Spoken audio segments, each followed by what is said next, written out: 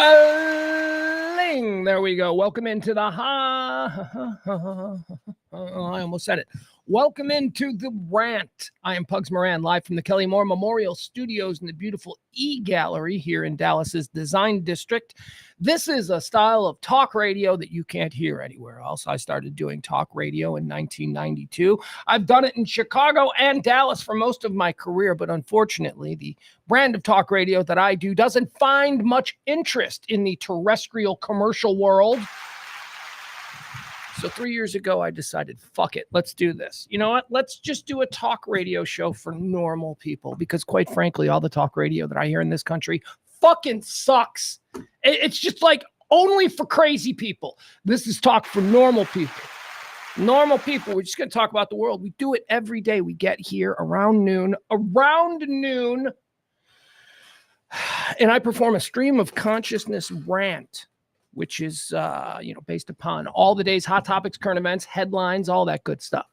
The show, as we say, for 3 years now, every day, Monday through Friday, here on the RadioMisfits.com network, Radio Misfits.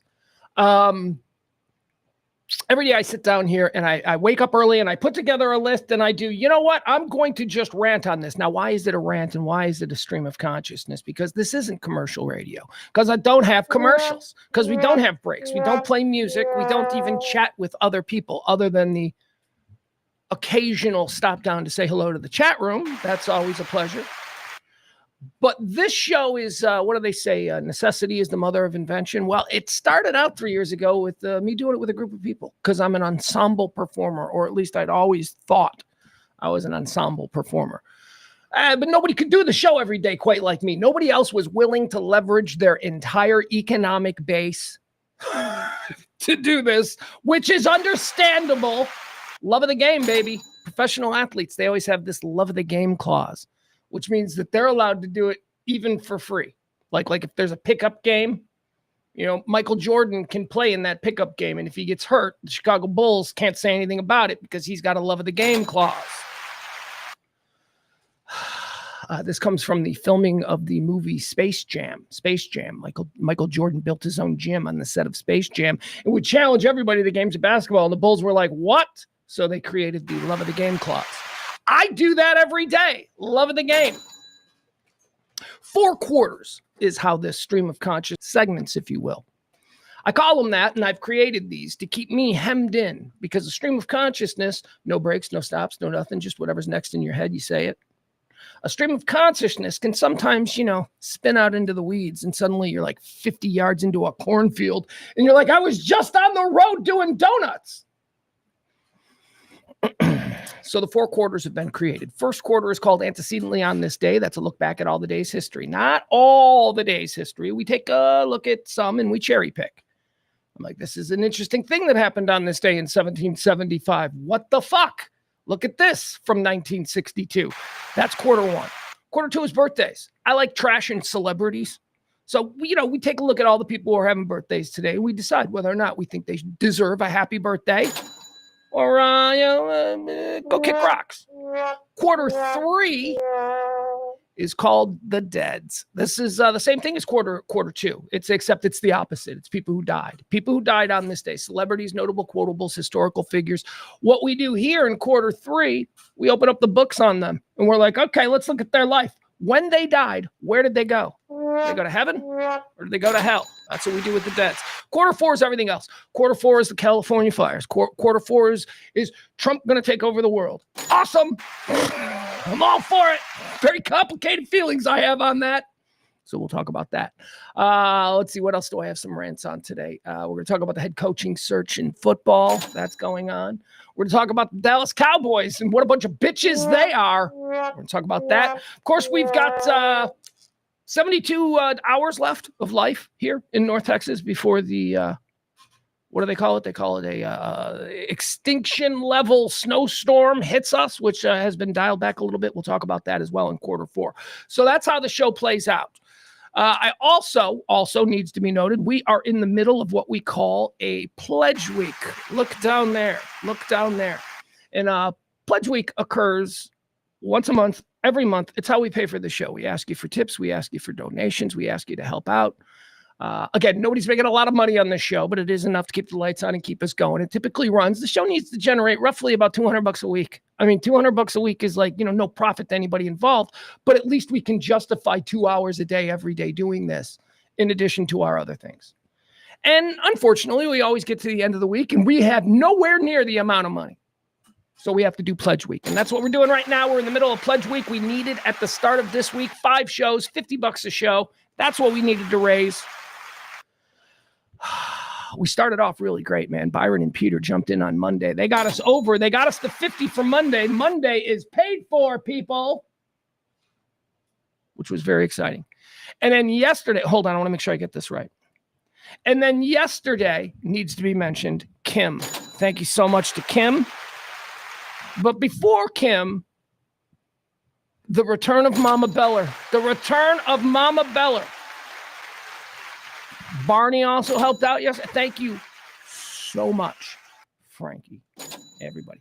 You guys got us to almost $100. You did. We are crushing it. I don't even know where we are. I did the math earlier today. And here's the other thing. I haven't even checked anything from this morning or whatever. So I don't know, but we'll give you that update tomorrow.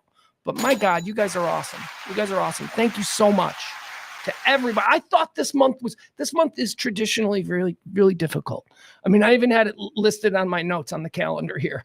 January, you will have no shame. That's what I wrote. January, you will have no shame. Well, I didn't need to abandon my shame because you people are crushing it. We're not there, but we're almost there. So whatever you got, if you support this kind of talk radio, the kind of talk radio that doesn't rely on partisan politics, doesn't carry water for billionaires, doesn't give a shit about really anybody except us, the normal people, the middle class, the working class. That's what this show is for, okay? It's no mansion on the hill bullshit here. We all know what we are. We're hardworking people. We love our families. We love our country. And there's so much bullshit that we see. And there's so much stupid shit we see coming from people who we otherwise thought were bright, right? Those people get all that stupid shit from other radio. You get it from here. That's what this show is. My pledge to you. Welcome in all. All right, small talk segment. Oh, here, I got to put this up. If anybody does want to help contribute to this month's total, I'll leave that up right there. There you go. Cash App, Venmo. That's how we do it. Appreciate you. Love you. I think we're still about 100. With 3 shows left. I mean, that's a pretty good place to be in. But don't tap the brakes. Help us out. And remember, if we go over, I tell you we go over on Friday or on Monday, depending on when the final total is. But we go over, it applies to next month, and it just makes next month even less. So thank you so much to everybody who helped out, especially Mama Beller, who I hadn't seen in a while. And when you do this kind of thing every day, you hope that over the course of time, you're revealed as someone who's probably complicated, but also well-rounded. Like, you're not going to agree with me on everything, but you might agree with me on some things, and that really shouldn't be a deal breaker for us. So when you do this and you have people and then they disappear for a period of time, you get concerned. You get sad. Not like, Mama Beller. I've known her since I'm 10 years old. Not because of that, because I would, God forbid anything should happen to any of my friends' mothers. I would know fairly quickly. But no, what I mean is, like, did I say something that made Mama Beller, a woman I've loved for 50 years, pissed off at me? Because that happens, It's like when you do talk radio or when you do opinion-based anything, it's like you'll run into somebody somewhere and they'll give you the cold shoulder and you'll wonder why. And you'll be like, oh, really? I said that pissed him off? So thank Mrs. Mama B back in the fold. Don't know what was going on. She seems to be okay, though, and that's good with me. Now, let's talk about some other important things. Small talk segment. I need to rally all my oldest and dearest friends from back in the 105.3 day. I'm talking to you, okay? I'm talking to you guys. We need to put out an Amber Alert on one of us. I don't mean to be glib about this because you get to be a certain age. Start to realize that, your next breath isn't guaranteed. So you don't take people for granted anymore. And you're like, So one of us has gone missing. And they've been missing now, by my estimation, by my contact with them, for about 10 days. There's been a little bit of chatter on this person's social media networks. It's like, hey, has anybody seen? We were working together. He was a part of Radio Misfits Dallas. Somebody I'd worked with at 105.3 and other places for years and years, right? Going back 20 plus years. Went on to the Grammy trips with us. And I brought him in here to be our director, Misfits Dallas. I wanted his ideas. I wanted his expertise, but mostly I wanted his competence because I've, as I said, worked with him for 20 years. And I knew that when you tell him you can do something, he can do it.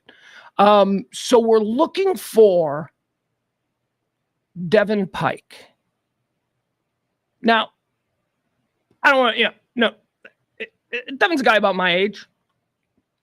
I don't want to give anything away. But Devin and I had been working together on a project, and he missed a meeting. And then it turned out that he'd missed the meeting because he was in the hospital. So I contacted him. I called him. I'm like, hey, man, what's going on? And he's like, well, blah, blah, blah. And he told me. And I said, well, I was like, well, okay, so how long are you going to be at? Now they're sending me home tomorrow. Sending me home tomorrow. So he goes home. Give him a couple of days. It's like, I'm not going to be like, hey, man, you promised, a breakdown on how you see this storyboard working out. I'm not going to do that. But I do call him a couple of days later. And I'm like, how you doing? And he's like, I'm still at home, blah, blah, blah. And he's like, so I've been working on this thing. And I got this idea. He's like, I can't wait to send it to you, man. It's all I'm obsessed with. And I'm like, dude, stop it. Relax. Whatever's going on with you, unless this project we're working on is some sort of distraction that might benefit you in some way. But man, there's no pressure. There's no nothing.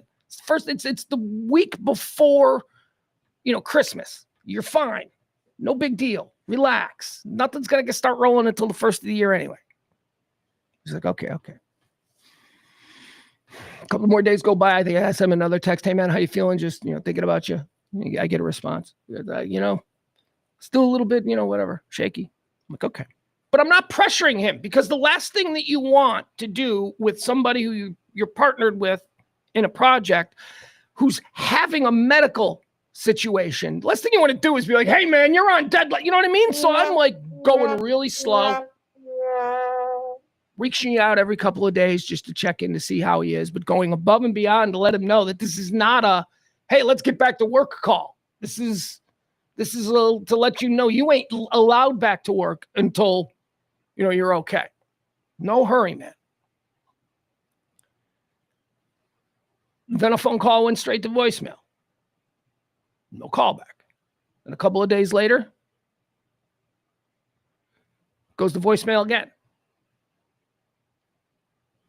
Then I text him. How you feeling? Nothing. See, look at Adam. Really?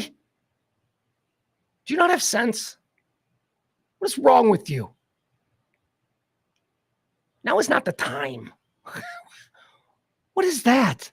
That is from Adam. Adam, you're somebody who is so quick to judge everybody's even slightest transgression against another. And then you're that tacky? What did you benefit from typing that? When you were typing that, what was going on? What was the influence? That's terrible. Anyway, I know Sam pops in. I know some other people pop in that know him and are concerned. So if anybody knows anything, contact me privately. Have him contact me if possible. Because, that's where we are in life. This is where we are in life. Get to this point. Man, I'll tell you, people around me are dropping like flies. There is no reasonable person who 20 years ago would have predicted that the people who dropped would have dropped before me. I mean, it's just not. Paco, maybe. I think we all thought Paco was a short fuse. I think we all knew that son of a bitch was burning way too bright. But, people People get across 50 and all bets are off, y'all. You get across 50 years old and you're not old per se. You're older. I mean, maybe to a 25-year-old, you're old, but you're not old because, we're walking around here looking at, I got a 106-year-old woman that runs the Chicago Bears. I don't know if she's that old. I think she's pretty old. We stopped counting when it got embarrassing. So, 50 isn't that old. But once you cross it, that's when the wild cards start getting folded out of the deck. So like, hey, he's 51. He's totally fine. Oh, he's dead now. Because, he just didn't wake up. See my extraordinarily healthy partner for that. Physical fitness nut. So that's where we are. So if anybody, and I know some people have weird associations. I didn't want to go public with this. But people have weird associations. You never know who knows who and by what way. And, so anybody who has any information out there about the whereabouts of Devin Pike, who is someone that I'm very concerned about right now, please let me know in the most, discreet way possible if that is of importance to you. So please help me out and let's move forward. Okay, there you go. Mama B's here now. Mama B, did you miss my whole little, you got to back this bitch up. Yeah, but I was just showing up now. Mama B. She took care of Tuesday for us, all by herself. And then we had Kim slide in. Kim's got us like 95% of the way through today's show. Barney, drop. Even Frank, we got to talk. I love Frank. I love me some Frank. Frank and I are like, I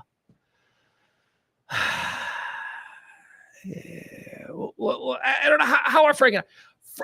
Frank and I have been going back. I love Frank. Frank is like the most gentle, decent soul you're ever going to meet. But he's got shitty opinions. And Frank and I go back and forth, and he's so good. Frank, from time to time, tips a little something. And Frank helped us yesterday. So thank you to Frank. Frank is one of these guys. He doesn't tip a lot, but he tips consistently, and he is practicing the model that I would like. So thank you also to Frank, who tipping me like I am his bartender. It's wonderful. I appreciate it. But, sometimes I don't mention him the way that I mention, other people. Barney is also someone who tips so consistently, and I'm just afraid that I don't give him the appreciation. They are all members of our Furious 15, right? The people who have kept the show on the air for 3 years. So thank you all to everybody. Okay, let's get started here. Let's do the rant. The show is going to end on time today. Typically the show, stated to go to noon to 2. And today I got a meeting, so we're gonna be out of here fairly close to 2. But don't be like, oh, Pugs is slacking. I did like 4 hours yesterday. We make it up in the wash, as they say.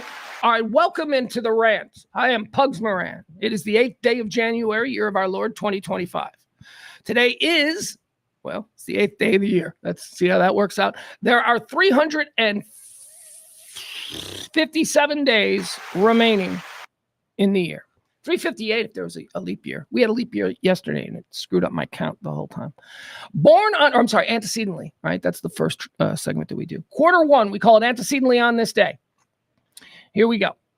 Adam, don't compound it. I'm not even going to read it. It was a shitty thing to say about, somebody who I was just stop.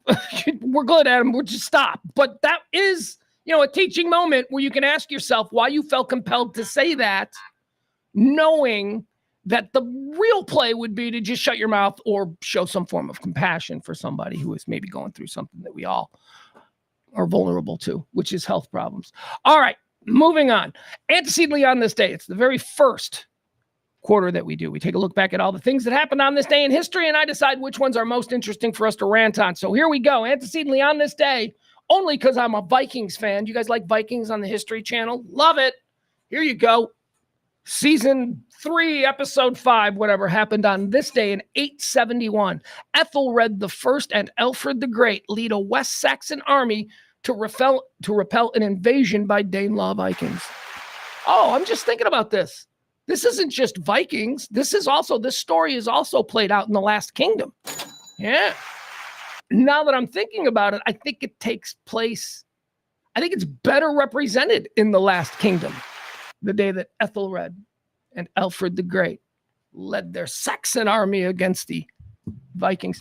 Yeah, do you guys know that? Do you guys like Viking shit? If you like Viking shit and you like maybe the better known History Channel series Vikings, Ragnar. Oh, shit's so good. That is the Sopranos of the History Channel. It is the best thing that the History Channel has ever done. Vikings. It's so good.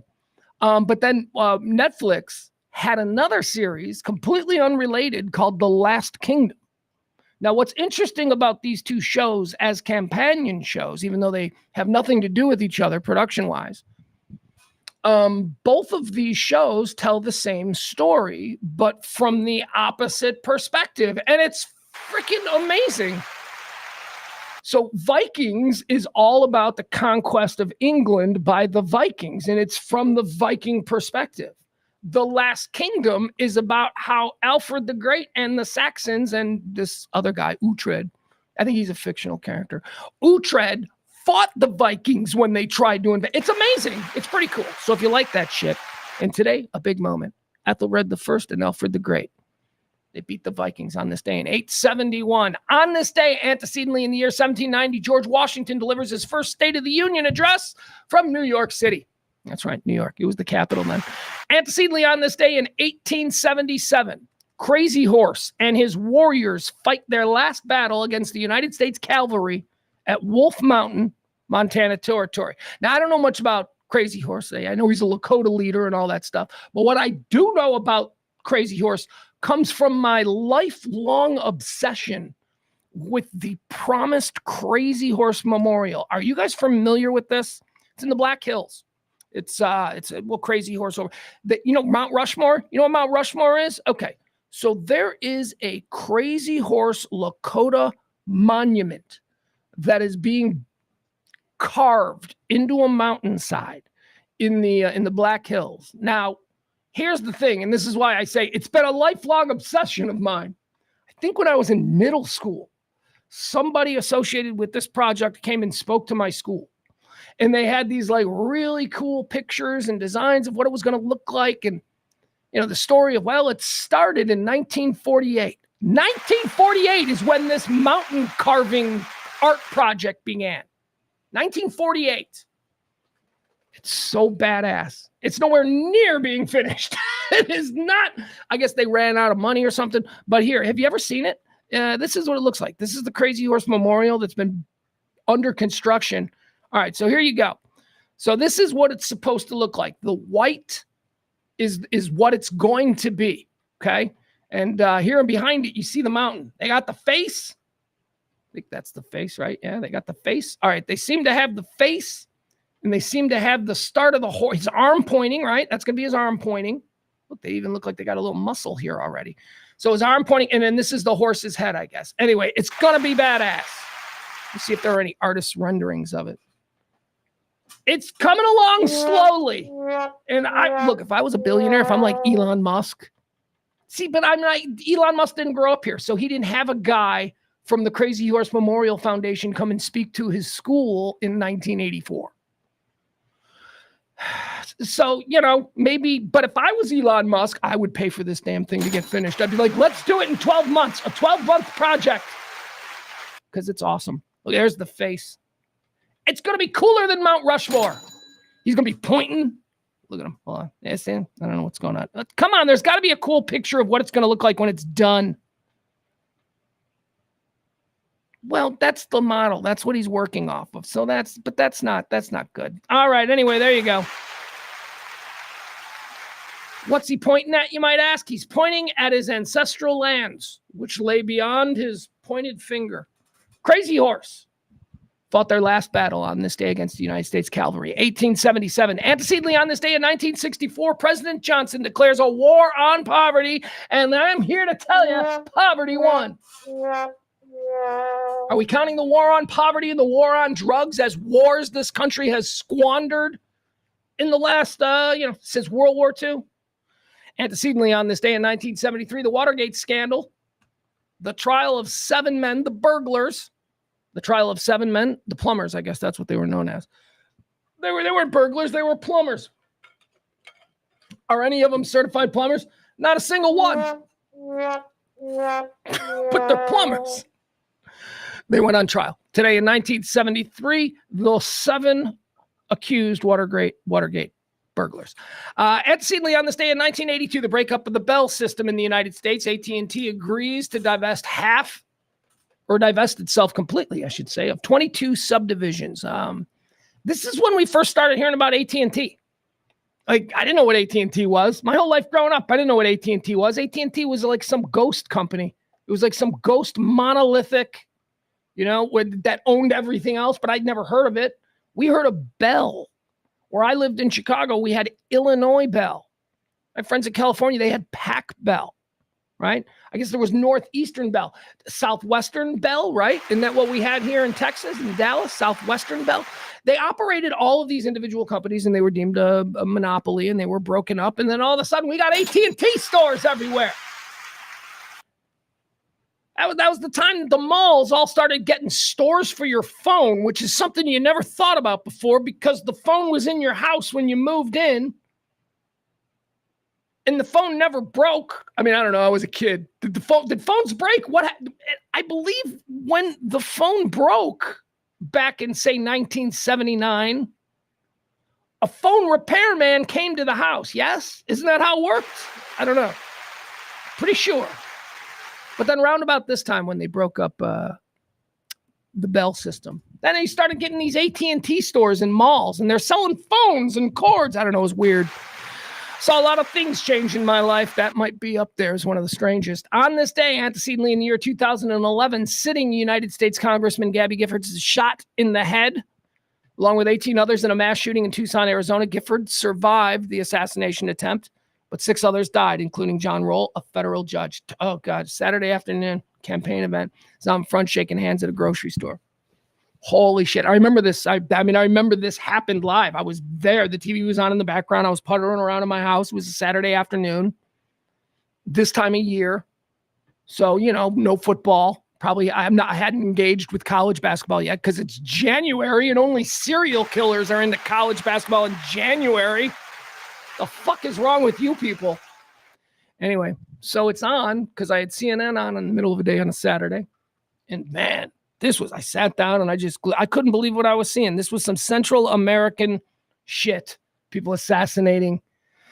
What a story, too. Great story, man. She survived, man. I don't know. Terrible. It's terrible. 18 people shot. Antecedently on this day in 2016, Joaquin Guzman, widely regarded as the world's most powerful drug trafficker, is recaptured following his escape from a maximum security prison in Mexico. This is El Chapo. El Chapo, he had the tunnels. El Chapo, if I have this correctly, and I know this was a fact, a year or so ago, but I don't know how they move these people around. El Chapo was in a prison in Chicago. He's being held in a federal prison in Chicago. And I always wondered, a guy like El Chapo, how's he do in prison? Like me, if I was in prison with El Chapo, I would be like, oh, it's cool. I know El Chapo, That would be me. Like he would be, man, he's a famous guy. Hey, Chapo, what's happening? Like that. I'd be like, hey, everybody, here comes Chapo. I'd be a supplicant. What is El Chapo? But I wonder what the reality of that is. Like El Chapo, he's a fat, doughy 60-year-old man. Does he, probably older actually, if I'm being honest. So like, does he get his ass kicked? Are people like, I'm going to fuck up El Chapo. And then that dude gets a reputation. That's the dude that fucked up El Chapo. I don't know how it works for him. I don't know how it works. Maybe he's just protected. Maybe he's, and by protected, I mean by the feds. Maybe he's in like isolation. I don't know. Anyway, it was on this day, 2016. We caught El Chapo. That's going to do it for Antecedently on this day. Q1 is in the books. Let's move on to the birthdays where we get to shit on celebrities. And let me tell you, today is a day where celebrities are taking a lot of shit.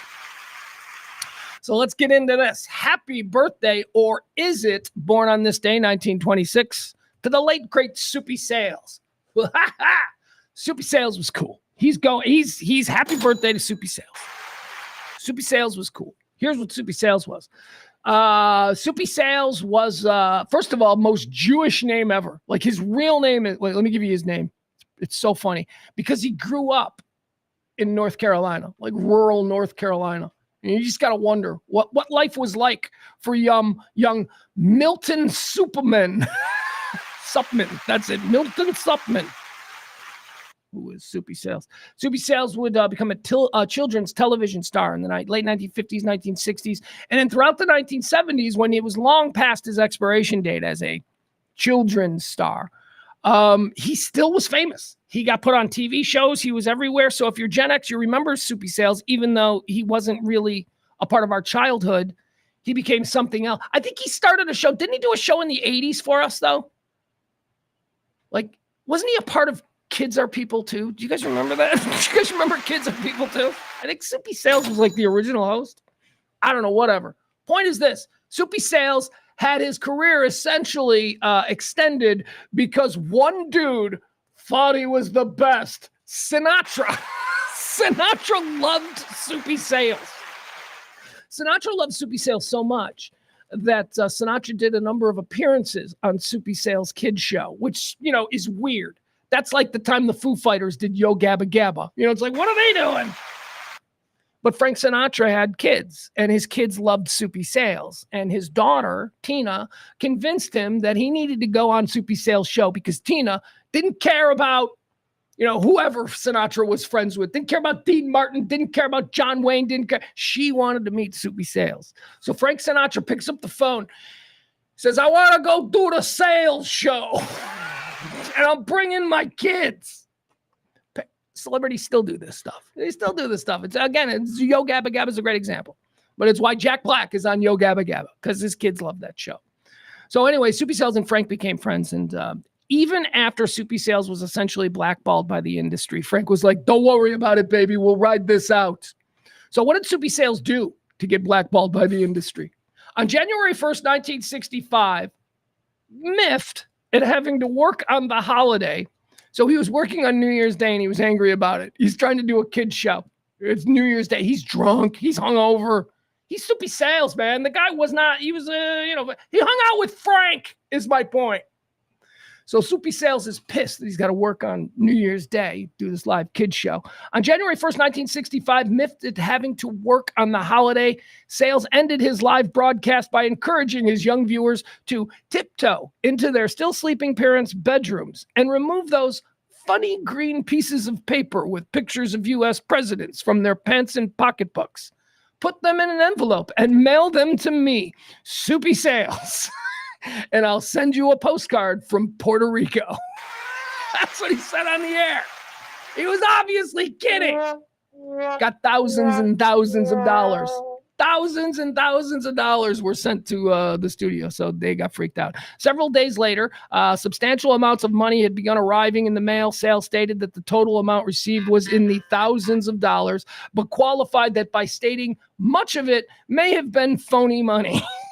Sales said he'd been joking when he said that, which he obviously was. He was a little hungover. He still had a little Sinatra in him. Sales said that he was joking and that whatever real money had been sent was donated to charity. But as parents' complaints increased, management suspended Sales for 2 weeks. He would go on to find this a burden in the rest of his career, blah, blah, blah. Okay. But Frank was there for him. So Frank saved Soupy Sales. Happy birthday, Soupy Sales. He's pretty cool. I liked him. He's darker than you think, man. You can open up a can of worms on Soupy Sales and be like, that guy was fun. All right. Happy birthday, Soupy Sales. Born on this day in 1926. Born on this day in 1935. Ladies and gentlemen, Elvis Presley. Born on this day in 1942. No, you think I'm just going to skip over Elvis like that? I'm going to dedicate 10 minutes to Soupy Sales and then just be like, fucking Elvis. I can talk about Elvis. I can talk about how I'm banned for life from Graceland. It's a real thing. I don't know if it's enforceable. Like it's like 20, 30 years ago now at some point. I did a couple of things. I jumped in Elvis's swimming pool during the anniversary of his death. as a live on the air radio stunt, and I was chased by security and I was tackled by security. And look, I've told it a million times. It's one of the coolest things that my son loves about me, that I am banned for life from Graceland. He thinks that is okay. Was never an Elvis fan. I am more of a fan and I am a devotee to the myth of Elvis. The myth of Elvis being all the crazy shit that Elvis was like rumored to have been up to. Getting it. He was nuts. Elvis was fun. I mean, you think the shooting of the TVs is no, that's nothing. Elvis had a trained monkey that he trained to pull girls' tops down. Yeah. He spent absurd amounts of money getting monkeys trained to run around his pool parties and pull down girls' tops. That was Elvis. He was awesome in that way. So funny. And by the way, it's the 1960s. These women expected it. That's just how the world was. I'm not saying that today it would be okay if, like, I don't know, Justin Bieber trained monkeys to pull girls' tops down. That would probably be frowned upon. But it's 1961. Nobody cared. Least of all the girls.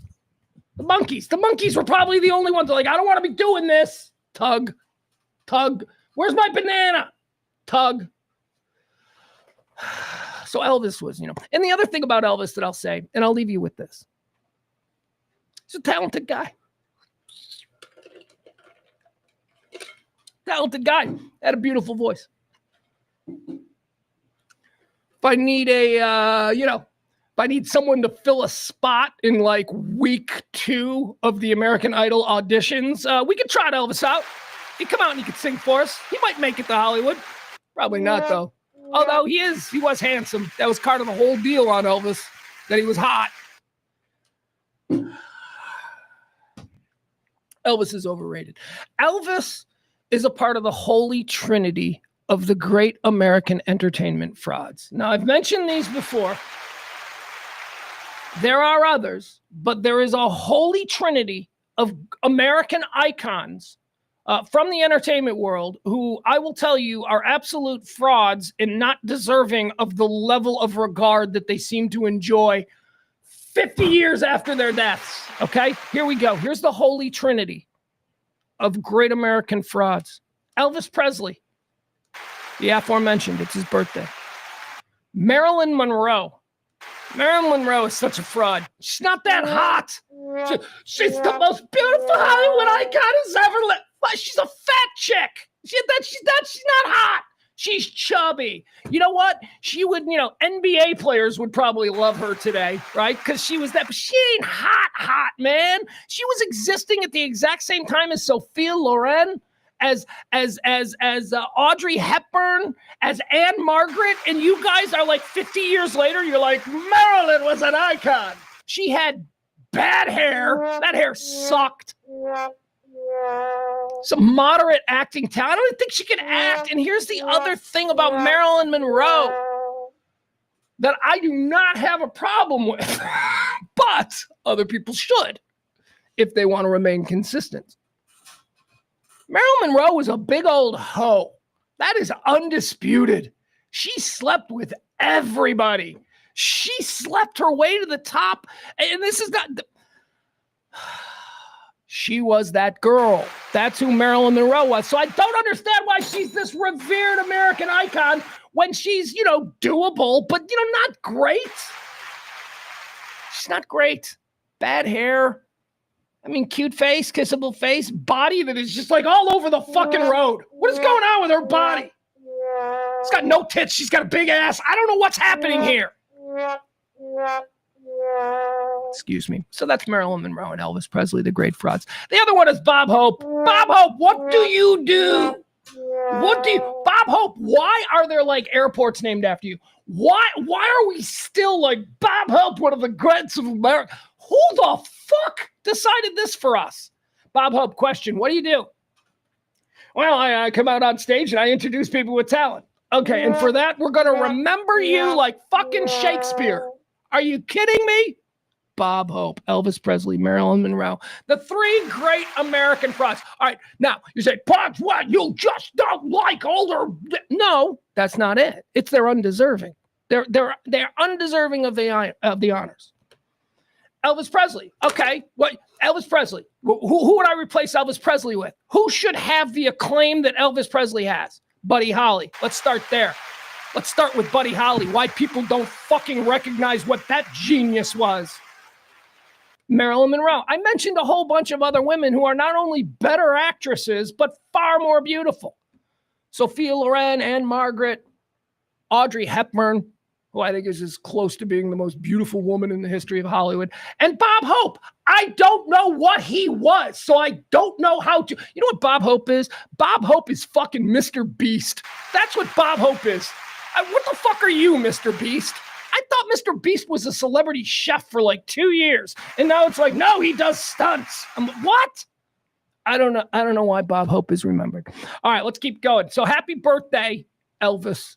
You're overrated. You were early. You were early and you were good early. And so you set the bar. But the bar that Elvis set has been hurdled thousands of times. It's like, okay, we don't have to. He was first. We'll give him that. He goes into the Hall of Fame in the Legends of the Game category, but not as a first balloter. Are you nuts, Elvis? All right. Born on this day in 1942, Stephen Hawking. Boy, this guy took a beating, huh? At the end of his life. Spends his whole life in a wheelchair. He's the smartest guy in the world. Got all kinds of acclaim. I don't know how he enjoys it because, you know, he's Stephen Hawking. He's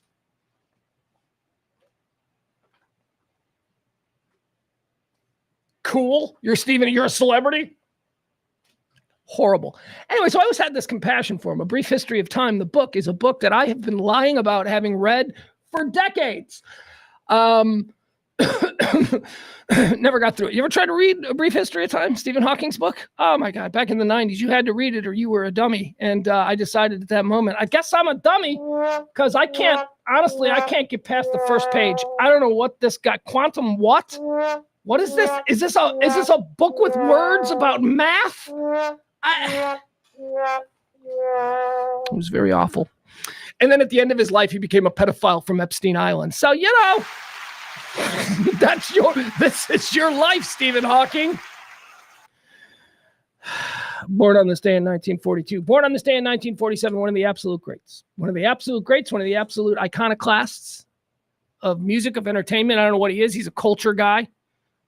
He's as important singularly as I think anybody else has been singularly to music, all genres of music, everything from R&B to rock, to grunge rock, to punk rock. Of course, you know, the inventor, if you will, or the perfecter, you can say. You might give Mark Bolan credit as being the inventor of glam rock, but David Bowie, the perfecter of glam rock, but not all he was. David Bowie, born on this day in 1947. Bowie was fascinating, man. Whether it was, you know, any of his, you know, Davy Jones, that's who he was. That was his name. His name was Davy Jones, but there was already a guy in the Monkees named Davy Jones, so he had to change his name to David Bowie. Why? Because he was fascinated with the American West and American 1950s cowboy TV. And Jim Bowie, I guess, is who he named the Bowie knife or whatever. It's something that David Bowie, that's as legend goes, where he got that name from. David Bowie. Okay, so what's your favorite era of David Bowie? Like, I guess a lot of people would say Ziggy Stardust era. You know, that's pretty cool. That's certainly up there. There are no bad. I'm a more Thin White Duke guy. Like, I like late 70s into the early 80s Bowie. You know, where he was getting funky, he was dating black girls, you know, he was getting like a little bit more Manhattan as opposed to the Ziggy stuff was all like weird German stuff. It's like, let's go to Germany and create weirdness, you know, and they did that. But then Bowie sort of transitioned. He started working with guys like Nile Rodgers in the disco scene, and he got this kind of gritty, soulful kind of thing there in the late 70s. That's the Thin White Duke era. That's my era of Bowie that I prefer. Although I like them all. Modern Love. I love Modern Love. That show cannot come on, or that song cannot come on without me just immediately going. Is that Adrian Belew? That guitar? You know, the opening guitar riff for Modern Love. Or is that Stevie Ray Vaughan? I know Bowie also worked with Stevie Ray. Not sure. Anyway, chat room. There's music dorks in the chat room. You might be able to tell me very quickly if that was Adrian Belew playing lead guitar in Modern Love, or if it was Stevie Ray Vaughan. At any rate, that's a great riff. It's just a great driving riff. That's the era. That's an interesting era in music, because if you look at the 1970s, you had David Bowie and you had Elton John, and both of them were incredibly successful. And then they hit this period of time, the disco era, and one of them, David Bowie, just made it this incredibly cool avant-garde art kind of thing. And Elton John started doing shit like I'm Still Standing. Yeah. Elton John took the Billy Joel road to corniness. Anyway, David Bowie, born on this day in 1947, born on this day in 1955, another great one. Certainly not in the league of David Bowie, but a dude that I had a beer with once. I say I had a beer with, but we were in the same area, we were in the same bar with the same people, and I got to meet him and say, hey, how you doing, man? Nice to meet you, blah, blah, blah. He was really cool. Really normal, and dare I say, super funny. And that is, of course, Mike Reno of Loverboy. Why don't you turn me loose? Turn me loose. Turn me loose. Everybody's working for the weekend. Born on this day in 1955. Cool guy, Mike Reno. Born on this day in 1967. Not a cool guy. R. Kelly. Fucking weirdo. God damn it. I hate this. We got to claim this one.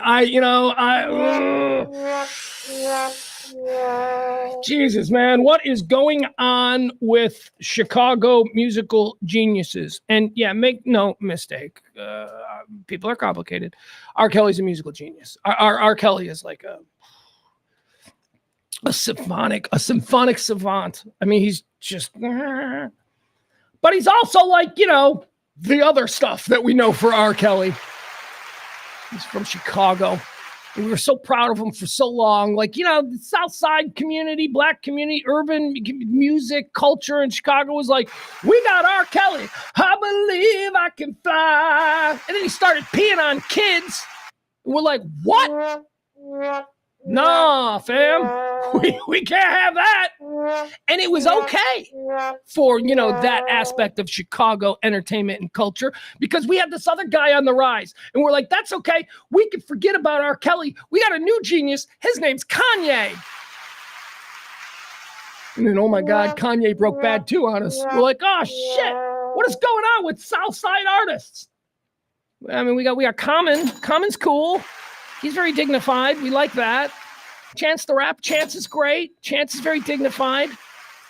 But how do you get rid of the stink of R. Kelly and Kanye West? R.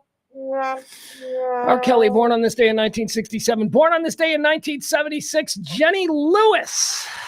Jenny, what are you, Jenny Lewis? I dated a girl. She's a big Jenny Lewis fan. When we went and saw we went and saw her in Chicago, and it was fine. She's a talented girl. I'm like, oh yeah, that's the chick from, like, I knew her as an actress. Like, she's an actress. I go, I'll go see that.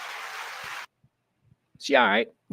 She all right. I'm like, pick a lane, baby. What are you, a chick from a show I used to watch, or are you a musician? I wasn't familiar with any of the material, and I was there sort of social butterflying, whereas the girl I was with is like a Jenny Lewis lesbian, because apparently that's a thing, because there were a lot of them there as well. But yeah, she was like all into the show, and I'm like, yeah, pretty good. Should have been familiar with her before I went to the show. I mean, other than her TV work, because anyway, happy birthday, Jenny Lewis. She seemed like a nice person. I'm just, you were. It wasn't a great show. I mean, look, if I'm being honest, I'm trying to be nice. And I'm like, why am I trying to be nice? Well, because it's her birthday and she did seem okay. But it wasn't my thing. It was chick rock. It was not even chick rock. It was like chick folky acoustic, kind of. I don't even know what she was singing about. I don't know. I assume like boyfriends and stuff. That's just me being a misogynist. You know what she wasn't singing? If Jenny Lewis had gotten up at that show and went, why don't you turn me loose? Turn me loose. I'd have enjoyed that show better, but I'm an old man. I'm an old white man. What do you want from me? Born on this day in 1976, Jenny Lewis. Born on this day in 1987, or so we're told. Her fabricated human papers have been said that she was born in 1987. Cynthia Erivo. I think we all know that fucking chick is from another planet. I don't even know where. Cynthia Erivo. You know who I'm talking about? I didn't know who this person was until a couple of weeks ago. She's one of the stars of Wicked. She's the girl that, like, Ariana Grande is always like reaching out to. And she's like, she comes from a planet where apparently you grow your fingernails like 20 inches and you shave your head and you have like stuff. I don't know what's going on with her. Her look, which, by the way, let me state this, although I don't feel I have to because of the Trump win. Remember, rules are different now. But I will state this. There's nothing wrong with her look, okay? She is presenting a look, and I'm commenting on the look. I'm not trying to be mean. I'm stating a fact. That look isn't something I'm comfortable with. But happy birthday, Cynthia Erivo. You look like something from a movie where I'm supposed to be scared. You look scary, okay? Can we just say you look frightening? A shaved head. Are your teeth fangs? Because that's how I imagine it. It might not be, but I imagine like fangs too. You look scary to me. Happy birthday. New superstar. She's a superstar. Cynthia Erivo. I've never heard of her. I think she's a Broadway person. Born on this day in 1987. All right, that's going to do it. Let's go into the next quarter. This is dead people who have died on this day. We got to go quickly here because we're already in the second hour of the show. My God, dead people. Here are the people who've died. Here are the people who've died. All right, here you go. Let's see. I don't need this. First person to die, dead on this day in 1991. This is, okay. So let's talk about this a little bit. I'll spend a moment on this guy because this guy's somebody that I'm familiar with. Dead on this day in 1991, Steve Clark. Steve Clark, of course, lead guitarist for Def Leppard. Steve Clark. I talk a lot about like guitar players, and I'm famous for saying, you realize that there are over 1,000 greatest guitar players ever, right? People always like, who's the greatest guitar player ever? There's thousands of the greatest guitar player ever. How do you even begin? You get to a certain level with dudes who play guitar where it's all just second nature anyway, man. It's all just, maybe you're not dude at Guitar Center in like San Francisco might be the greatest guitar player in America. And he's just like a dude who works at Guitar Center because he never got the break, whatever. Guitar players, people who have mastered that instrument have perfected it, and many have. So let's not get into who's the greatest guitar player of all time. But when people do talk about that, I don't know that Steve Clark gets the credit that he deserves. And I think that he does deserve credit because he was a terrific lead guitarist for Def Leppard. He was fantastic. He was also one of the world's greatest raging alcoholics, which you would think would, screw with his playing. And maybe it did because Def Leppard told him to take a leave of absence. 1990, Def Leppard said, Steve, baby, you're too important to the band. Hey, guys, we're already working with a one-armed drummer. We need a sober guitar player. So they wanted Steve to get sober. So Steve went and got sober. And, here. Does this have this here? I'll just read this to you. English singer-songwriter Steve Clark. Weeks prior to his death, Clark was found unconscious inside a bar in Minneapolis and was rushed to Hazleton Addiction Treatment Center. His bandmates all subsequently flew to Minneapolis to be with him. There, a doctor urged them to convince Clark to enter rehab after he registered a blood alcohol level of 0.59. 0.59, and he lived. Goes on to say here, by contrast, Led Zeppelin's John Bonham had a blood alcohol level of 0.41 when he died in 1980. So Bonzo, who was the biggest drinker ever, who died from drinking, Bonzo's blood alcohol was 0.41. Steve Clark survived a 0.59. Hey, good for him. Good for him. Didn't take. He went into rehab. He got clean. He met a girl. Oh, here, how about this? He met a heroin addict in rehab. And they got married, and they were like, we're going to keep each other clean. And that lasted like 2 weeks. They got out of rehab, and she was back on heroin, and he was back drinking, and now he was using heroin, which was new for him. But hey, you got to have things in common with your life mate, I suppose. So that's how he died. All right. He went to hell. He's Steve Clark. He's a rock star. He probably act like a jerk off to a lot of people. He's got the shroud of, I was drunk. It doesn't matter. You still did it, you fucking prick. All right. Dead on this day in 1994, Pat Buttram. We're putting this son of a bitch in hell. You don't even know who Pat Buttram is. But when I tell you who he played, you're going to be like, oh yeah, fuck that guy. Any Gen Xers out there used to watch Green Acres? Green Acres is the place to be. Wop, wop, wop. Boop. He played Mr. fucking Haney. Remember that son of a bitch? Remember that dude? Oh my God. Even as like 5 years old, I'm watching Green Acres and you see Mr. Haney's truck come rolling up and I'm like, fucking, what does this guy want? What does this piece of shit want? Mr. Haney was the dude who went farm to farm. He was a medicine salesman. He was like, hey, have I got an elixir for you? He was one of these con men. We used to drive around. Pat Buttram, we'll put him in hell. He played Mr. Haney. I was 5 years old and I knew that guy was a piece of shit. Dead on this day in 1994. Dead on this day in 2002. How about the great Dave Thomas? Dave Thomas, ladies and gentlemen. No, not the Dave Thomas from Saturday Night Live. Or SCTV, I should say. Or Grace Under Fire. That was another show that Dave Thomas was on. This is Dave Thomas from Wendy's. This is I guess the more famous Dave Thomas. Like the Dave Thomas from Wendy's is far more famous than the Dave Thomas from SCTV, right?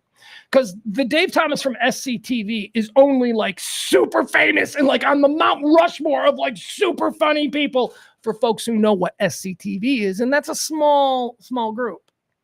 So, but in the greater expanse of the world, I think the dude who started Wendy's, I think he's probably more famous. So it's that guy. That's the guy we're talking about. He died on this day in 2002. Interesting backstory about him. Dave Thomas. Dave Thomas started out working for Kentucky Fried Chicken. He was Colonel Sanders. He was one of Colonel Sanders' top boys. He literally started work, like his first job at 16 was in a Kentucky Fried Chicken. And he rose up in the company to be somebody who, Colonel Sanders would listen to. And it was Dave Thomas who introduced the bucket of chicken. One of the most successful and revolutionary, it's so simple, right? Now we think about it and we're like, well, why wouldn't they use a bucket? Well, nobody had really thought of a bucket. Dave Thomas thought of a bucket. He branded it. Kentucky Fried Chicken became hugely successful with their bucket deals and buckets of chicken. He didn't feel like he was compensated the way that he should have been for the incredible success of his bucket innovation. So Dave Thomas left. He took the franchise model that he was certainly a part of perfecting with Kentucky Fried Chicken, and he started a hamburger restaurant based on his daughter called Wendy's.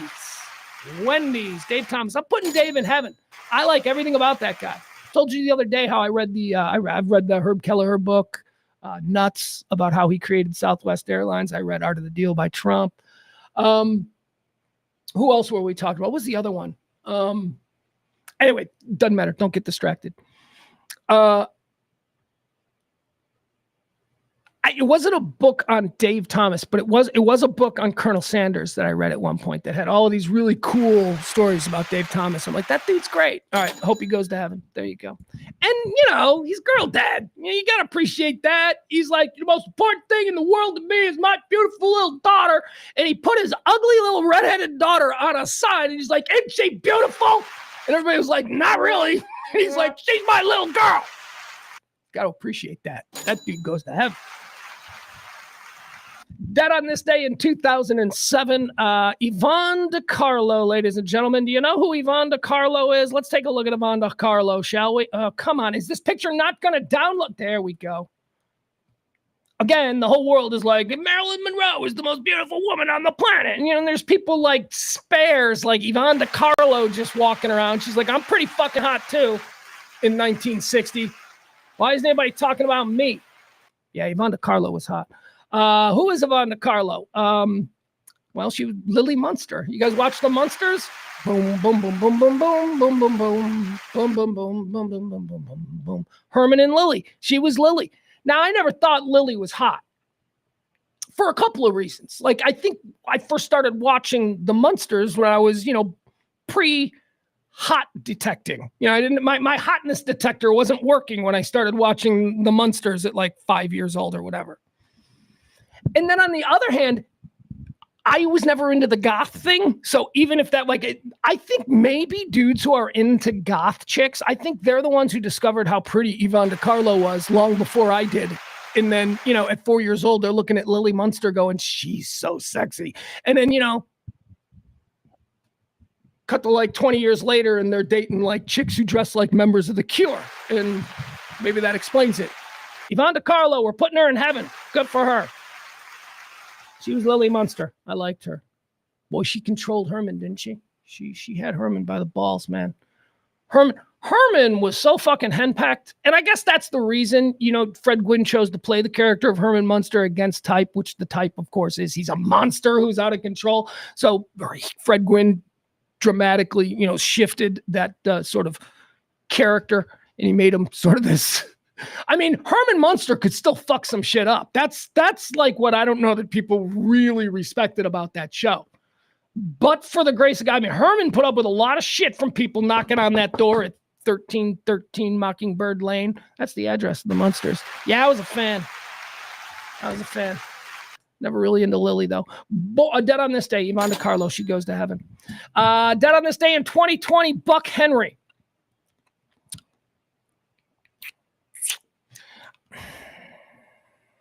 So Buck Henry is a writer. He's a television writer. He's a script writer. He was integral to the creation of Get Smart. He worked with Mel Brooks on a number of things. But Buck Henry, he also dabbled in a little bit of acting. He was like as D-list a celebrity in 1974 as like there could be. It was famous, you know, maybe show up on a game show here or there. And he's always the guy who's like, wait, who's that? What show is that guy from? And you're like, no, he's not. He's just a writer who's popular because people think he's smart. That's who Buck Henry was. He died on this day in 2020. American actor, screenwriter, director. No real great fame. Nothing really to say. That is what we know Buck Henry from, other than, I guess, maybe his association with Get Smart. But again, that was back in the 1960s. Why Buck Henry is known is because Buck Henry was pals with a young Lorne Michaels. Lorne Michaels and Buck Henry were like both writers in Hollywood, you know, before Lorne Michaels, and they were buddies. And Buck Henry held the position of emergency host for Saturday Night Live for like 5 years. The original run of the Not Ready for Primetime Players, occasionally people would fall out of bookings. This happened a lot in the early days because nobody knew if the show was still going to be around, and people committed to host. Yeah, I'll host Saturday Night Live 6 months from now. They would commit to that, and then it would get to that, and they wouldn't be like, no, he's unavailable. And then last minute, they need a host. That's Buck Henry. Buck Henry hosted Saturday Night Live in the early days, probably 10 times, and it was always a fucking beating. I was always like, oh, it's this guy again? This guy looks like a fucking dentist. Where's Carlin? You know, I'm like 8 years old. I'm like, I need Pryor, I need Carlin, I need Belushi. I don't need this guy. So Buck Henry can go to hell because, quite frankly, every time he hosted Saturday Night Live when I was a kid, I was like, oh, God, it's going to be another one of these. With that said, he is responsible for one of the most... hold on, let's do this. Why not, right? I don't know why the computer's taking very long today. Hold on. Let me see if we have this. Oh, boy. Yeah, it looks like we've got a video of this.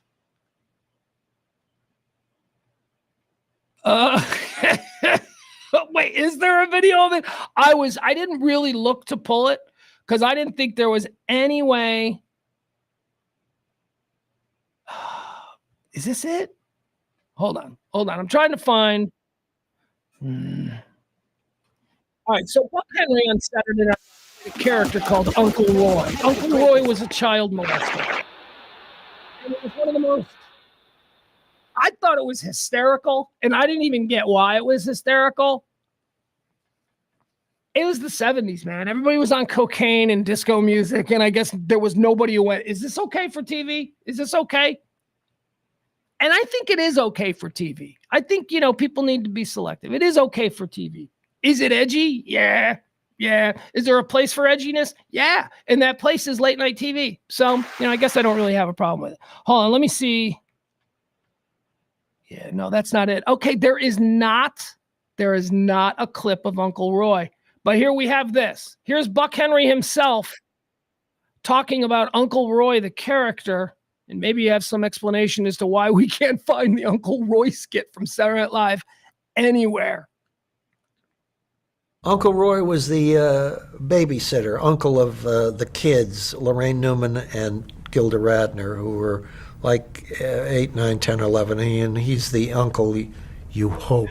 This dude is sitting down with the very, very well-respected Archive of American Television in Washington, D.C. to sincerely and seriously discuss the character of Uncle Roy. Oh, this will be good. Buckle up. Doesn't show up at your 11, and he's the uncle you hope doesn't show up at your house because his relationship to the children is on the edge. But the great thing about the sketches, we did it twice only. See, people think we did it a lot of times, but we didn't. No, we did it twice. The best thing about the sketch to me was that they really loved each other, I think, and they thought too. So when I asked them to... Okay, so we don't have an example of the sketch, but yeah, the children, Lorraine Newman and Gilda Radner, who were just playing with their Uncle Roy, who was babysitting, the children loved Uncle Roy, and they were innocent, and they had no idea what was going on. It was Uncle Roy. It was Uncle Roy's love for the children that is concerning, not, each other. I think the sketch to me was that they really loved each other, I think, and they thought too. Yikes. So when I asked them to, throw down their little panties and let me take pictures of them standing on top of the coffee table, all this stuff, this nasty stuff, the giggling and the show of affection would just increase.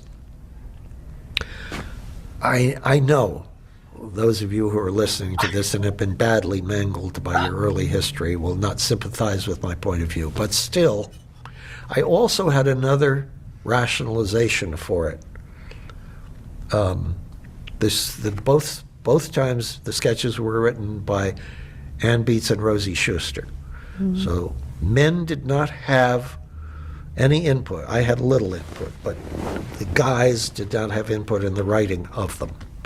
And at the end of the second one, Danny Aykroyd and Jane, the parents of the little girls, come in and say what kind of, was it a good evening? And, we'd have a joke of some kind. And in the second one, they said something like, "Oh, you're so good to give up your evenings. There's nobody like you, Uncle Roy." And I looked in the camera and said, "Oh, I don't think that's true. I think there's an Uncle Roy in every family." And I thought, this is a great moment in which possibly I can start interesting conversations in families across America about who was the Uncle Roy. All right. Wow. Okay. That kind of snuck out of left field. I mean, I didn't really, that's interesting. You could justify it by saying, that is what satire is. It is taking something that is true and wildly uncomfortable and only whispered about and making it front and center, blowing it up and having fun with it. That's satire. That's a good explanation. I'm putting him in heaven now. I'm putting him in heaven. He changed my mind on that. I'm like, look, it's still a gross, weird, cocaine-fueled disco era pedophile sketch. We're laughing at the idea of children being molested, but he saved it. I think he kind of saved it with that. Looking into the camera and saying, "Oh, I think every family's got an Uncle Roy." That starts a conversation. That's good. I like it. All right, moving on. We're putting him in heaven. We're changing the rules on there. All right, that's going to do it, folks. That is all. The first three quarters. Now we're going to move on to all the other things that we have. Once again, I'd like to suggest, if you have a spare moment, drop a little something in the tip jar, the Venmo, or the Cash App. We are in a pledge week. Thank you so much. Thank you to everybody who has helped get us this close. We're above schedule. We are above schedule. So I might even have a great announcement before Friday, which is wonderful. So, all right, thank you. Let's get into all the things that are happening right now in the world, the hot topics and all of that stuff. Okay, California fires. That's the first thing. Guys, I was up to like 1:30 in the morning last night, and that's late for me. That is late. I mean, I'm usually by 11.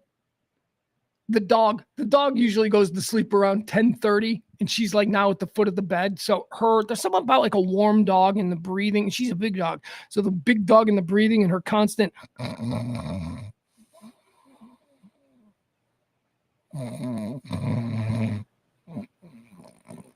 that just lulls me into a coma.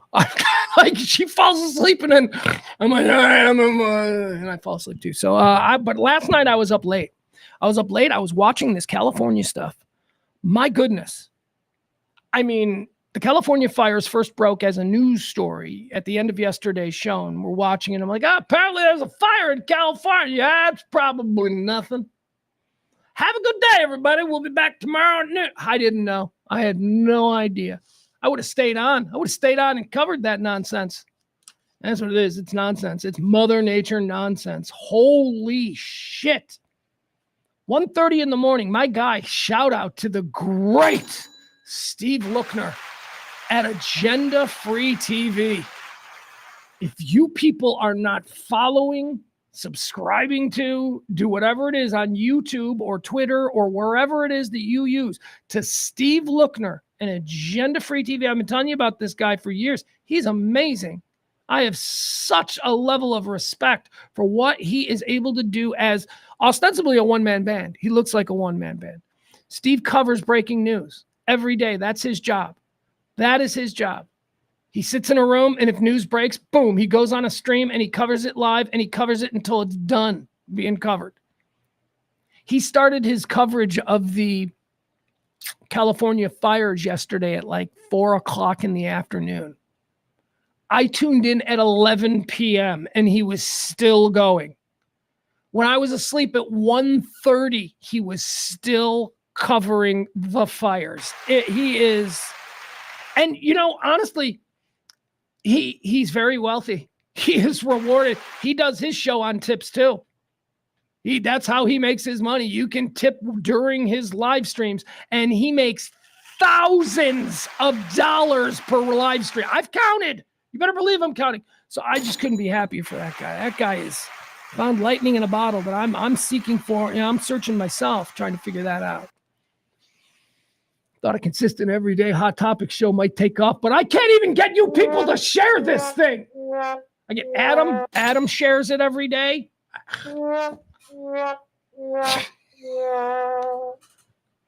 But yeah, so I was up till like 1:30. I finally fell asleep. This fire shit, man. 4 fires currently burning, and 4 much bigger than the one yesterday at around 3:00 in the afternoon. We had word of the first fire. That was the Pacific Palisades fire that was burning out of control. And the Pacific Palisades fire was of extreme interest, and not to be confused with was it the Fordham fire? Well, let's call it the Pepperdine fire from a couple of weeks ago. Remember, Pepperdine University in Malibu was under threat. This is different. This one, the Pacific Palisades fire, is different than that one, as that fire broke out in the canyons.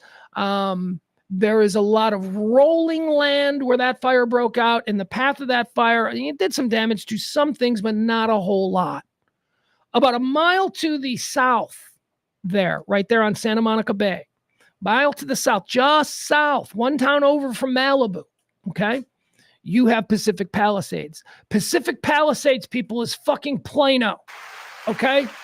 It's Frisco, maybe South Lake, because it's very expensive. But it is house after house after house after house after house. That whole area is being wiped out by an out-of-control fire that has been burning since about, well, they say it started at 8:30 in the backyard of someone's house Like somebody didn't start it themselves. It started organically, but just as a small fire in someone's backyard. But then the winds, they've got these insane, are these the Santa Ana winds that I hear of? They've got these insane winds blowing 130 mile per hour winds clocked last night. Incredibly dry, high winds, brush fire central. That's a bad one. Pacific Palisades is bad, and we'll cover some of the things from that. Then there's the Eaton Canyon fire. The Eaton Canyon is a little bit further, well, I don't know, north, I guess, because it's up the canyon, but it might actually be east. I don't know how it works with mountains. I come from flat places, Chicago and Texas. The Eaton Canyon fire is another one that is broken out this one broke out yesterday evening, and this one started to burn again. Residential areas. These are people's houses. These are house, driveway, mailbox, block after block after block. It's Southern California. It isn't rural Nebraska. Millions and millions and millions of people. I mean, this is a devastating fire simply because of the location. That's Eaton, and that's Pacific Palisades. Then we've got now the Hearst fire, which broke out last night. Now I believe the Hearst fire is a little bit further up the coast towards, I'm going to pull up a map here. Here's what we'll do. I'm sorry. Why am I explaining this? Should be doing a map so we can show, because they actually on the map, they show the fires. It shows where we are on the fires. Anyway, there's 4 fires. There's Hearst, there's Woodley, there's Eaton, and there's Palisades. And they are 0% contained. They are still, a day later, burning out of control through some of the most densely populated neighborhoods in the United States. There are videos that are just everyone's version of hell, right? What do you picture hell is? What do you think hell is when you lay in your bed at night and you imagine all of these mystical things? What do you think hell is? I saw a video last night that I went, that's hell. That's exactly what hell is. All right, let's pull up this map and let's take a look at where some of these fires are burning. Luckily, and maybe this is why, does it not get your attention if there's not thousands of dead people? I was talking to somebody earlier and they're like, yeah, well, there's no casualties. Okay, first of all, there are 2 dead. There are 2 dead right now. That's what we know. Those are just like the 2 dead that are turned up. Don't act like there's not going to be a huge body count. They ain't counting bodies right now. They've got 0% of 4 massive brush fires in heavily populated areas to deal with. They're evacuating people. They're rescuing people. I did hear a horrifying number this morning on the news. Thousands. We don't have a number of deaths. Thousands of burn victims. What? Applause.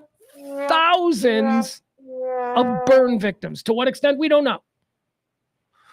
Last night there was some live video that was being shown. For any of you who have driven the Pacific Coast Highway, if you're familiar with this stretch of road, it is one of the most beautiful drives in all of America. My God, it is heart-stopping. The only prettier drive that I've ever experienced is the Ring of Kerry in Ireland.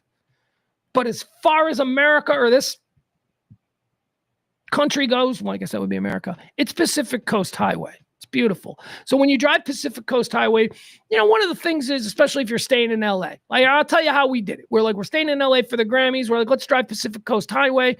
We'll rent a car. We rented a Miata. Remember the Miatas? Remember those things? The little convertibles? Oh my God, it was so much fun.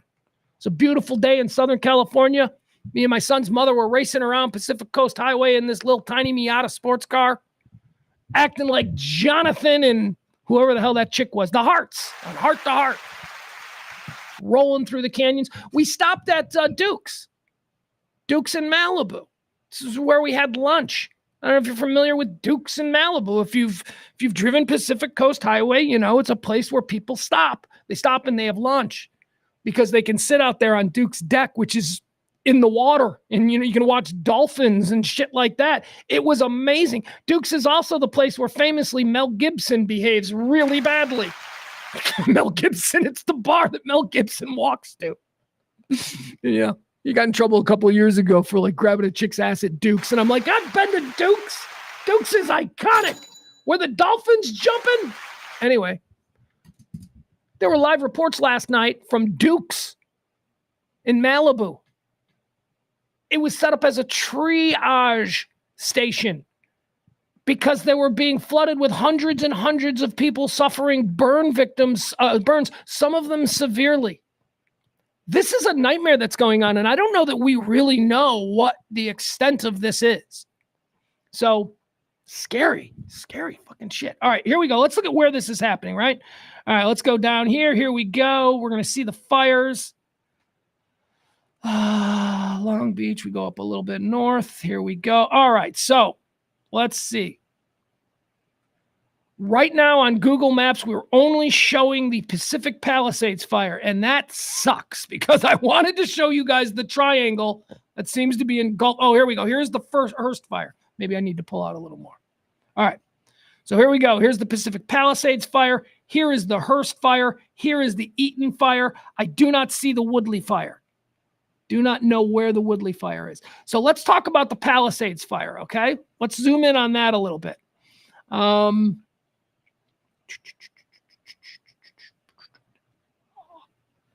Did I lose the Palisades? Hold on.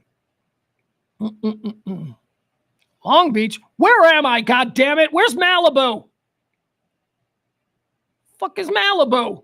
I'm in Bakersfield? Wait a second. I'm San Diego? Wait, it's over here somewhere. It's in here, right? It's in here. Long Beach. Long Beach is like the shitty part, I believe. Sunset Beach. Here we go. El Segundo. Santa. Here we go. Okay, here we go. So this is the Palisades fire in here.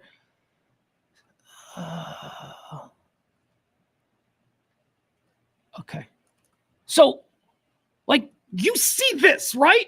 Like here's the fire. The fire is here. It is racing down the mountain. I mean, you see what's down here. You see this. This is being destroyed as we speak.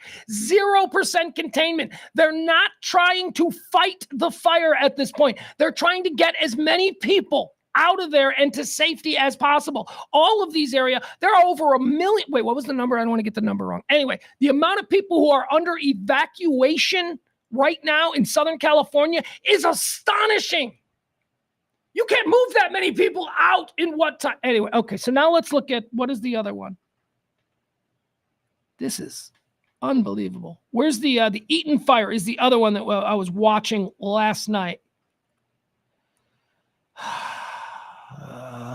That one's over near Pasadena. Where's Pasadena? All right, you know what? I'm wasting too much time here. I apologize. Let's look at some of these videos, okay? Now, when I tell you what I imagine hell is, this is hell. This is the viral video from the fires. You've probably seen it. I'm not breaking any news here. It's been going around. This is horrifying. These are two people in their home in Pacific Palisades. I don't know why they're not gone.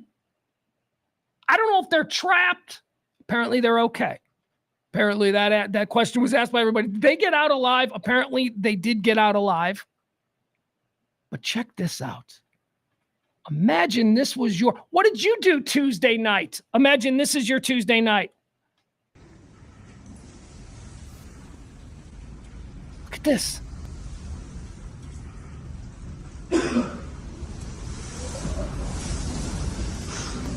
Hi. Just be okay? You gonna be okay? Hi? Oh. You gonna be okay? Dog is freaking. Horse. Yeah. Well, we can park. And also, how hot is it? Like, like, is that an oven? Are they in an oven? Like, even if the flames don't directly come into, I mean, isn't shit going to start to melt? Isn't the ceiling going to start to melt? Isn't the interior temperature of that living room that they're in about to become like a 400-degree pizza oven? Jesus. Don't worry about that, dude. Look at that. Oh, shit. This is how you living, folks. I mean, yeah. All right, once again, I want to recap. I ain't moving anywhere where there's a chance that there's going to be a bear in my driveway or in my garbage cans. Check. I'm not moving anywhere where while walking the dog, I got to be aware that there's some crocodiles running around. Ain't moving there. I ain't moving anywhere where this fucking shit happens. I would love to live in Malibu. Are you kidding me? That's a dream. I want to be like 80 years old living in Malibu. Just like that's all I want. I want one of those Malibu beach homes. I mean, it ain't going to happen, but we set goals. That's the other thing. All of these houses too. Don't kid yourself. These are, oh my God. I don't live in Pacific Palisades. No, people like me don't live in Pacific Palisades. I was on Zillow. I'm looking at these houses. Because here's the thing, I'm hearing police reports. This is what I did last night. I'm hearing the police reports on the scanner. Then they're giving out direct addresses. So I hear the report on the scanner. I put it into the Google Maps. I pull the house up. I look at the house. Then I go to Zillow. Then I had the address into Zillow. I was on Zillow Pacific Palisades last night. I'm like, yeah, that's a $46 million house. That's a $46 million, 2,500 square foot house. Yeah. Oh, they got some fucked up square footage prices there. Tiny normal houses like Frisco houses for like, 10 million. Are you kidding me? No backyard. Yes, but you're close to the beach. Yeah, I'm also close to these raging fires. The plastic is gone, dude. Yeah. Fuck. Okay. Unbelievable. Yeah. Shit.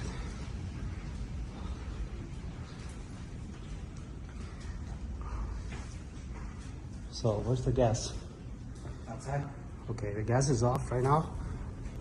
Look at that. Look at that. That is hell. That is what life in hell is. Look at that. No, don't open the window. Don't open the window. I imagine the anything. window's really fucking hot. Stay over here.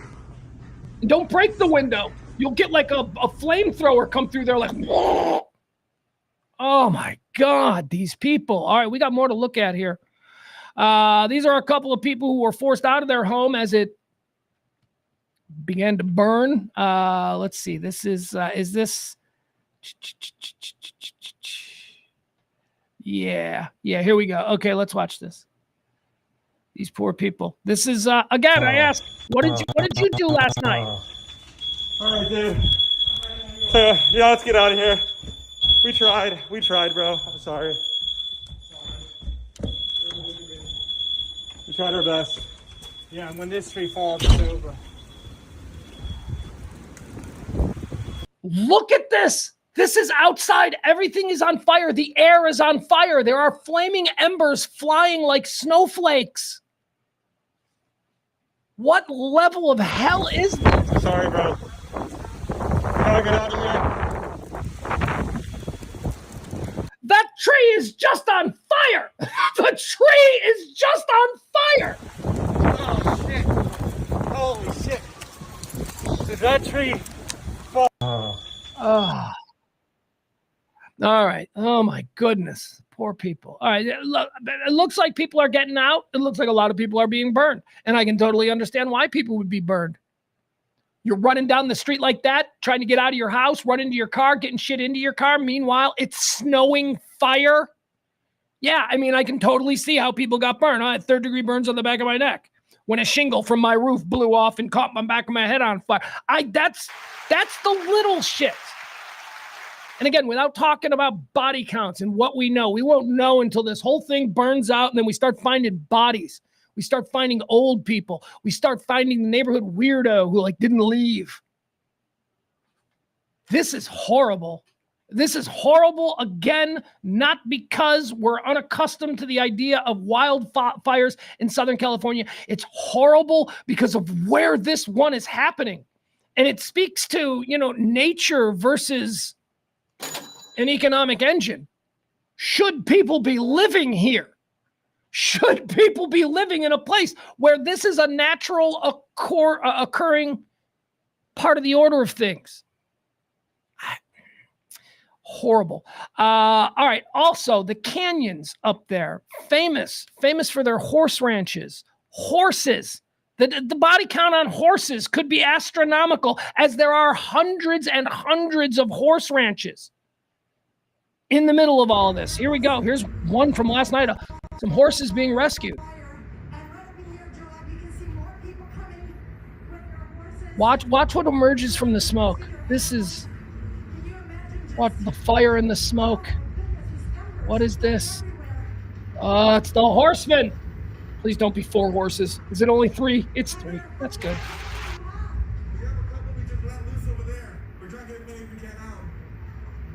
Would you just look at the backdrop? Would you just look at what they're walking out of? I can't wrap my mind around this.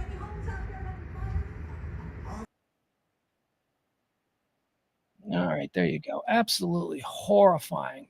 People of California taking it on the chin. Let's see here. Let's got one more. This will give you an idea of the densely populated neighborhoods that are just on fire. I don't know how to explain this to you. When a tornado rips through a neighborhood, it makes a path, and there are houses left completely unscathed. This ain't that. Every house is on fire in this neighborhood. Every house. Probably a subdivision with 2,000 homes. Every one of them is engulfed in flames, and ain't nobody putting it out. The economic price of this, home costs, because all of these homes they're in a home. There's not one home on fire that's less than $2 million. Okay? Jesus, this is going to be bad. They had just, what did Trump tell us to do a bunch of years ago? Rake the forest. If we had just raked the forest, I'm sure we wouldn't be. Here you go. All right, watch this. Just a dude driving down the street filming his neighborhood. Good Lord.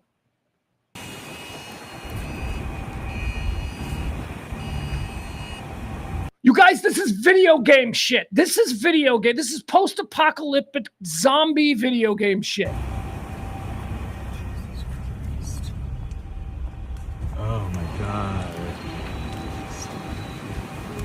These are people's lives. You want to do it?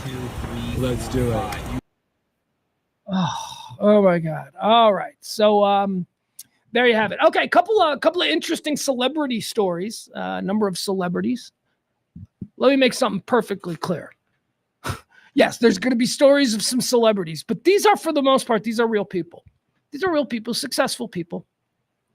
But they're not all like Hollywood baby blood drinkers. These are real American citizens who are going to need not only our best thoughts and prayers, if that's what you're into, but they're also going to need some help after this. And that's, me. Here goes Pugs talking about how he thinks the government should do something. Well, that's the purpose of having a government, the purpose of being a part of a community of states. Yeah. So there's going to have to be a bailout for California.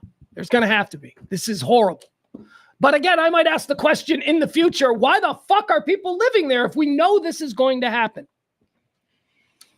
But there are some celebrities whose homes have been, they've been evacuated. Kamala Harris, vice president, her house, they had to evacuate. They are out. Nobody can go to the Kamala Harris, Doug, what's his name? Forgot his name already. Doug, whatever the face.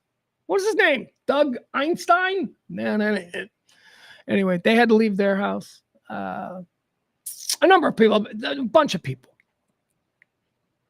2 celebrities, though. There are 2 celebrities who are being pitted against each other online. It's very funny. One is James Woods, who is one of the skankiest motherfuckers Hollywood has ever produced. This dude's like 70, and he's got 3 girlfriends, and I don't think they're 60 combined. He's a famous sleazy guy who's constantly with like a 19-year-old girl, whatever, and he's just tremendous actor. I think James Woods, nobody plays a fucking scumbag like James Woods. And maybe that's part of it. Maybe he's not a great actor. Maybe he's just is a scumbag and he plays that so well. Personally, I remember him from the miniseries Holocaust on NBC back in the 1970s. And I can attest, no, he's a fucking good actor. James Woods is a great actor. Total sleazeball, though. Super sleazy. Anyway, point is this. James Woods had his house burned. James Woods had to run. James Woods ran from his house which, is understandable. He ran from his house and then he tweeted, he's like, I'm at the Palm Springs Four Seasons, whatever. He ran and checked into some fancy resort with his hot girlfriend and he's posting on Instagram about it and everybody's fucking giving him shit. They're like, well, look at you, the Ted Cruz of Southern California, which is a bit unfair. I don't know what he's supposed to do. He's not an elected official. He's got the means. If James Woods wants to bail on his community and go ride it out at the Four Seasons Palm Springs, who cares? Ain't a big deal. It's his prerogative. All right, so he's being unfairly and unfavorably compared to Steve Guttenberg, of course, of the Police Academy movies. The great Guttenberg. Dude went away, seems to have been okay with it. Guttenberg was famous. Was Guten? Can I ask you a question? Was Guttenberg famous? Steve Guttenberg, 3 Men and a Little Lady, Police Academy. I understand those were high-profile platforms, and I understand that he was quite good in them, funny, all that. But they kind of forced him on us, didn't they? Didn't Hollywood kind of be like, hey, here's a guy. He's got a crazy last name, refuses to change it. You're going to like him. And we all went, okay. So, and Steve Guttenberg became like a thing for like 5, 6, 7 years. But then it stopped.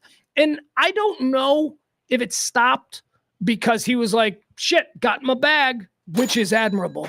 If Steve Guttenberg looked in the mirror in 1996 and went, I got my bag, I'm going to chill for the rest of my life, I admire that, and I think that's great. But I think maybe the shit work dried up for old Steve Guttenberg. I think maybe the phone wasn't ringing. At any rate, he's been in obscurity now, at least as far as I can tell, for about 20 years. Steve Guttenberg did the opposite of James Woods. Steve Guttenberg's house in the same neighborhood was also engulfed in flames. Steve Guttenberg was like being followed by a local LA news crew. They were live. They just started following him. They pointed him out as Steve Guttenberg and they were trying to interview him. And there was this like live stream thing where they're like, hey, Mr. Guttenberg, can we talk to you? And he's like, no. And he like runs right past them and he's right. He was doing the shit. Steve Guttenberg's neighborhood was burning down and he was doing the shit. And by doing the shit, he was helping to remove cars. He was getting people into buses. He was ushering people. He was like forming. He did a lot. And then finally he did. They stopped. It was one of the last things I remember watching on the live stream last night before I fell asleep. But it was like, he was taking a break and they started talking to Steve Guttenberg and he's just a lovely man. It wasn't about, could you tell us how this compares to the time you were on the set of 3 Men and a Little Baby? It wasn't that. It was cool. And so now, of course, because of that KTLA profile on Steve Guttenberg, putting on the cape and, being a mensch, if you will, if I may be so bold as to use a word I think the Guttenbergs might appreciate. He was cool. So James Woods is being compared to Steve Guttenberg in the battle of the has-beens, which unfair to Guttenberg. Like to see Guttenberg get some work out of this if he wants it. How about, hey, Rob Lowe? I bet Rob Lowe knows Steve Guttenberg. Rob Lowe's got a fire show, right? Austin, Texas on fire, 911 or whatever, right? Lone Star, 911. Isn't that it? That's what it is. Rob Lowe. Down there, a fire chief in Austin. That's what he should let Guttenberg come on that show. Give Guttenberg a job. Give him a role. He's a real life fire hero. All right. And again, fire is not in control. It is still burning. Who knows? They're saying the winds are dying down. That's a good sign. The problem is that the wind is the problem because you see bushes catch on fire and then, embers. But when the wind is pushing those embers at, as they said, was it Mount something? What is the highest point in Southern California? It's some giant, and they always do wind readings there. It was 130 mile per hour wind gusts blowing burnt countryside. Just absolutely horrendous. All right. Spent a lot of time on that. Spent a lot of time on too much shit today. We are running out of time. I'm going to have to bail here in the next 10 minutes or so. But don't fear. Guess what? Special show. We're coming back tonight. Me and James Parker. That's right. The 2025 debut of Pugs and Parker will be on tonight. Or is it Parker and Pugs? I don't know. It doesn't matter to me. Live from the Kelly Moore Memorial Studios here at Radio Misfits. We're going to be doing those regularly. James and I are. James, of course, afternoons on 93.3 WBAP here in Dallas, Fort Worth. He's going to be coming over here, and we're going to be chopping it up just like we used to do back in the day. So like, follow, subscribe, all that stuff, and you'll get to hear James and I. I think James and I are going to go deep on Joy Taylor, which will be interesting because that's kind of what a number of people have been said to have done. I think we're going to talk about the Joy Taylor and Fox Sports 1 thing as well as some other stuff. I don't know, whatever it is. Me and James, we'll get into it. Snowstorm coming, right? What is the revised forecast for the snowstorm? Isn't this what we're all waiting on? This right now, 1:50 on Wednesday afternoon. We're like, are we all going to be dead on Saturday morning? Like, what is going to happen here in the next 48 hours? They originally started telling us 15 to 18. Remember Frankie McDonald, the Nova Scotia, the retarded kid in the retarded kid from Nova Scotia who does incredible weather reports. He's so passionate. If you don't love and appreciate what he's bringing to the weather game, then you're dead inside. Frankie McDonald said 12 to 15 inches. See, Frankie's retarded, but what am I supposed to do here? He got that from somewhere. They've revised that. I saw something this morning. I'm like, 1 to 3 inches. And I'm like, fuck, what? Okay. All right. 1 to 3 inches now. So we should expect a snowfall beginning at midnight tonight. It's not going to begin at midnight. We're all going to stay up till midnight to see if it actually started. I bet it starts. Ooh, here it is. Well, we don't have legal sports betting here in Texas, but I would like to do a prop bet. Does it snow? The snow is predicted to begin at midnight. Does the snow begin before midnight Central Time in North Texas or after midnight Central Time in North Texas? I don't know. Prediction says midnight. So anywhere from 12 to 18 billion inches to like 1 to 3. It's going to be 1 to 3. 1 to 3 is nothing. I don't get out of bed for 1 to 3. I wipe my ass with 1 to 3 inches. I'm from Chicago. 1 to 3 inches? What? That 1 to 3 inches were like it didn't even snow. 1 to 3 inches in a place that doesn't get snow is still going to fuck shit up pretty good. So regardless, I believe schools are probably all going to be closed, right? Here in North Texas. 1, 2, 3 inches and icing roads. And as long as the temperature stays where it is, which right now, where is the temperature? If the temperature stays below freezing, whatever falls will stick and it'll create travel problems here. Let's see. What do we got? Well, my phone is telling me to expect a wintry mix. So, that's a wintry mix. That's rain. That's because what? Now it's not even, it's 39 degrees. 39 degrees. We're going to get rain, dude. We're going to get rain, and it's going to be nothing. Let's see here. Let me see. When does the temperature begin to drop? All right, 11 o'clock. We're still at 34. At 12, that's when they said the snow was going to start. It's still 33. All right, now they got the snow starting at 7 a.m. when they finally have the temperature dropping between 32 under freezing. All right, so we're looking at now it looks like instead of starting overnight, so we're going to wake up to all this nonsense. Now it looks like we're going to get in our car and we're going to start our commute tomorrow morning in the nonsense. The nonsense looks to begin at 7 a.m. This is according to the National Weather Service. 7 a.m. continuing, and noon, still snowing throughout the day. Here's the good news, though. They aren't saying like, well, okay. I was going to say there is still a severe weather alert winter storm warning for North Texas, 6 a.m. Central Time until Friday, 12 p.m. Central Time Thursday. So Thursday, 6 a.m. So tomorrow morning. So starting tomorrow, it's just in time for rush hour. So even because of this revised forecast, I would imagine schools are just going to get closed now. Because it's different if it's supposed to start at midnight and then by 6 a.m. you can be like, okay, this wasn't that bad. Maybe get it a little cleaned up. But if it's starting at 6 o'clock in the morning, you don't know how bad it's going to be. So they're just going to stop all school buses. There's going to be no bus services for kids. So they're just going to cancel school. Kids don't go to school anymore, man. Kids were off Monday after having like not 2 weeks. I used to get 2 weeks. We used to get the week of Christmas and then the week of New Year, and then we went back to school. They got like 3 weeks off, and then they were off the return Monday. And then the kids here in North Texas, they went to school today, yesterday, and then I think Thursday and Friday are going to be canceled because of, whatever this is that's coming. Let me see. Let's see if we get the latest here. Do we have any good? Does Frankie McDonald have a revised forecast? All right, let's see. My God, I'm dumb. I just put forecast DFW. All right. 2 hours ago, the winter storm warning was reissued. It says City of Euless is tweeting. They say a winter storm warning for Dallas-Fort Worth Metroplex has been issued. Thank you, City of Euless. TxDOT, crews have been transforming equipment ahead of the expected winter weather event. Snow plow blades are being attached to trucks and materials are all in place. Ladies and gentlemen, TxDOT is on the case.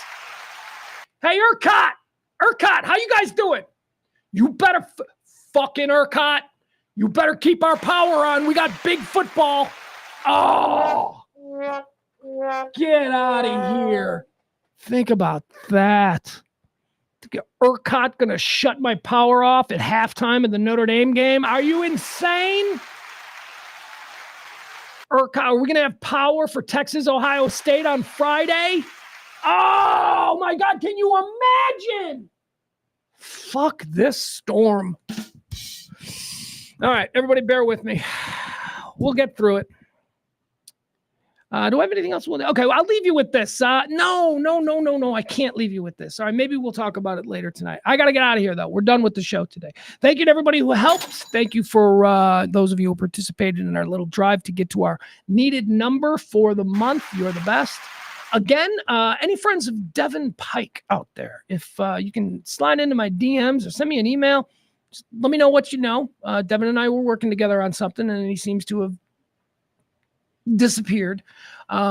So reach out to me if you have any information. Maybe it's none of my business, and that's fine. It's none of my business. We'll just move on. But if there's anything I can do, or if there's anything you can share about the whereabouts of my director, help me out. Okay.